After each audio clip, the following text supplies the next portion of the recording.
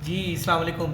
पाकिस्तान ने जितनी late team announce की है ना, उसमें बड़ा बेसिक रीज़न पता क्या है?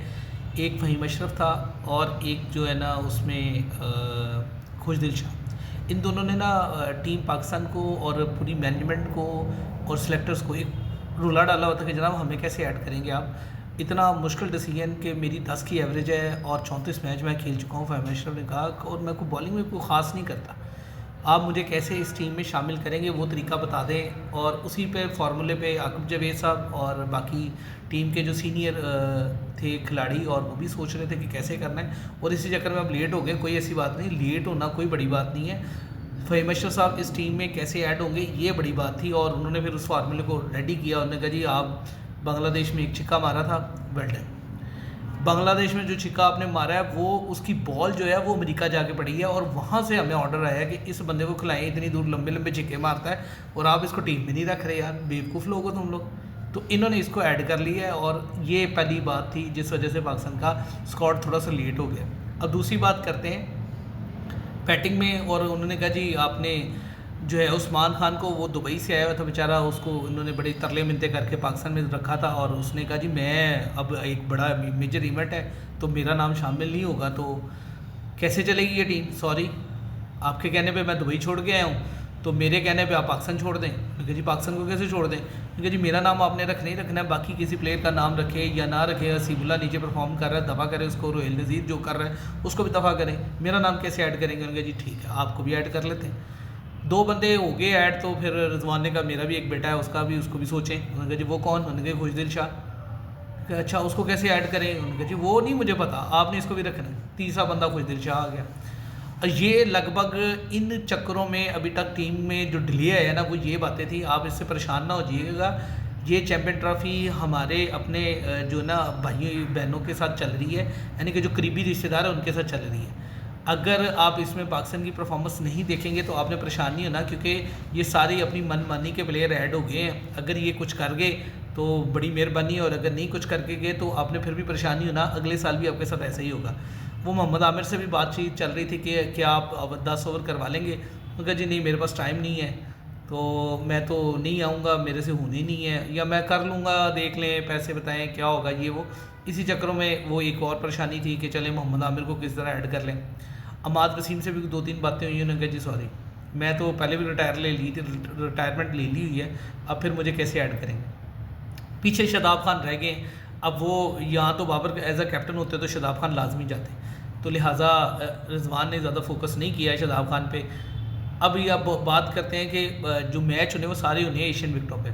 अब एशियन विकटों पे मैच होने हैं तो आप ये अंदाज़ा लगाएं कि सारी टीमें 4-4 स्पिनर खिला रही हैं और आपने एक रेगुलर स्पिनर खिलाया है। और जो बंदे ने वर्ल्ड कप में परफॉर्म किया उसामा मीर, आपने उसको लेके नहीं है और उसको उस वक्त का बैद किया हुआ है और दोबारा आपने क्रिकेट खिलाने की कोशिश नहीं की। वसीम जूनियर जब आपके हारिस रऊफ़ और शहनशाह अफरीदी 80-90 खाने के चक्करों में पड़े हुए थे कि आम दौर में से ज़्यादा स्कोर कौन खाता है। एक मैच में 80 खाता है, फिर हारिस रऊफ़ अगले मैच में वो अपना ही रिकॉर्ड तोड़ के 84 खाता है, फिर अगले आप मैच में उससे ज़्यादा 90 पे जाता है। तो इस बार चाहे चैम्पियन ट्रॉफी में वो 100 का भी रिकॉर्ड लगाता है, क्योंकि आपको पता है एशियन विकटों पे हारिस रऊफ़ से बॉल नहीं होती।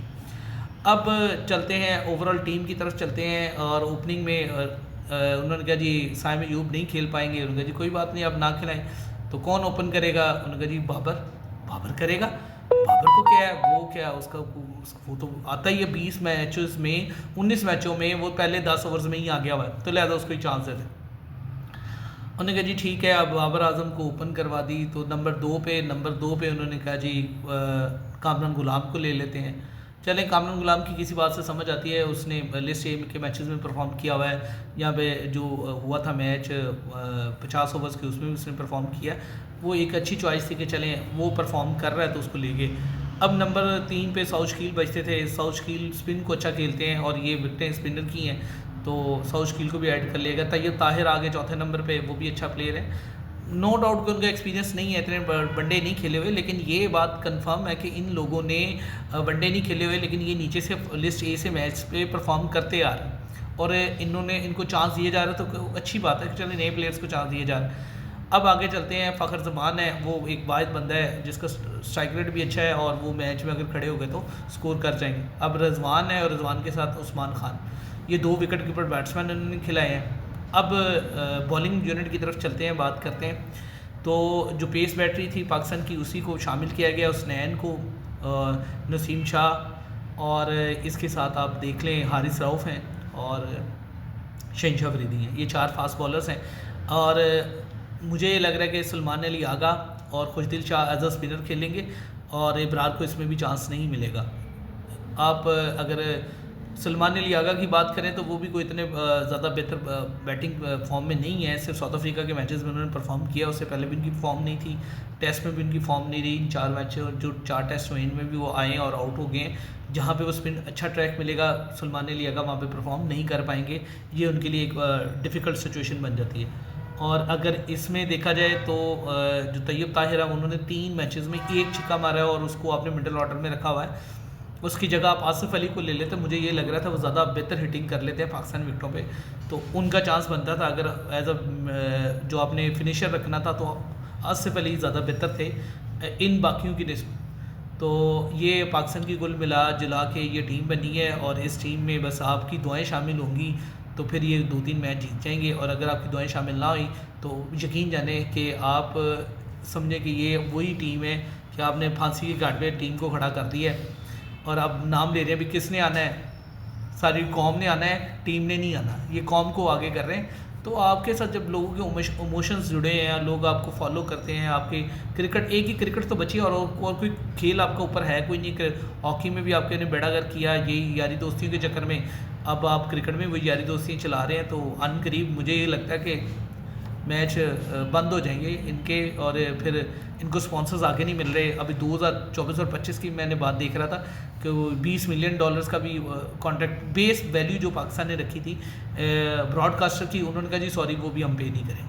अब $4-5 मिलियन पे इनको वो ब्रॉडकास्टर पे कर रहे हैं। तो ये देखें ना, अंदाज़ा ये है कि आपने टीम को लेवल क्या सेट किया हुआ है, तो लोग आप पे क्यों इन्वेस्ट करेंगे। लोग एज अ ब्रांड आपको मिलेंगे ना, ब्रांड अगर हो तो उसकी प्राइस होती है। तो आप अपनी टीम को देख लें, आपने ब्रांड सेटिंग करने की बजाय आपने फ्रेंडशिप सेटिंग की है, तो फिर ये हालात तो आपको देखने पड़ेंगे। Thank you very much.